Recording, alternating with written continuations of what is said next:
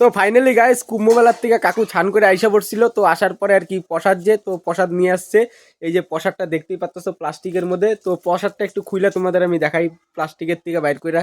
কুম্ভ মেলায় যে ছান করার পর তারপরে পূজা দিছিল, তো পূজা দেওয়ার পর যে প্রসাদটা, তো সেই প্রসাদটাই এইটা। তো গাইজ এই যে প্রসাদের প্লাস্টিকটা, আর ভিতরে দেখতেই পাচ্ছ নকুল দানা, এই যে নকুল দানা আছে, আর ভিতরে সে লাড্ডু আছে। তো লাড্ডুটা দারুণ লাড্ডু আর কি। তো এটা পূজার লাড্ডু আর কি, প্রসাদ আর কি। তো এটা খাই দেখি কিরকম লাগে এখন। তো যেহেতু ঠাকুরের প্রসাদ, তো সবার প্রথমে আগে প্রণাম করে নেই, তো প্রণাম করা হয়ে গেল গা, তো এখন খাই। তো নকুল দানাটা প্রথমে খাইলাম, তো তারপরে আর কি লাড্ডুটা যে, তো লাড্ডুটা এখন মুখে দিয়ে খাই।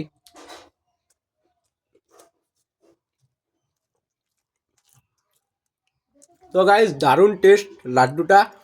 আর কুম্ভ মেলায় তো যাইতে পারলাম না এবার, তো পাশের বাড়ি কাকুই গেছিল আর কি সেই প্রয়াগরাজের ওই জায়গায় কুম্ভ মেলায় স্নান করতে। তো স্নান করার পর মন্দিরে পূজা দেওয়ার পর তারপরে প্রসাদ নিয়ে আসছিল। তো তার জন্য আর কি প্রসাদটা পাইলাম আর কি, বিশাল ভাগ্যের ব্যাপার আর কি। কুম্ভ মেলার প্রসাদ খাইতে পারলাম, খুব ভালোই লাগলো আর কি, ভাগ্য করে আর কি।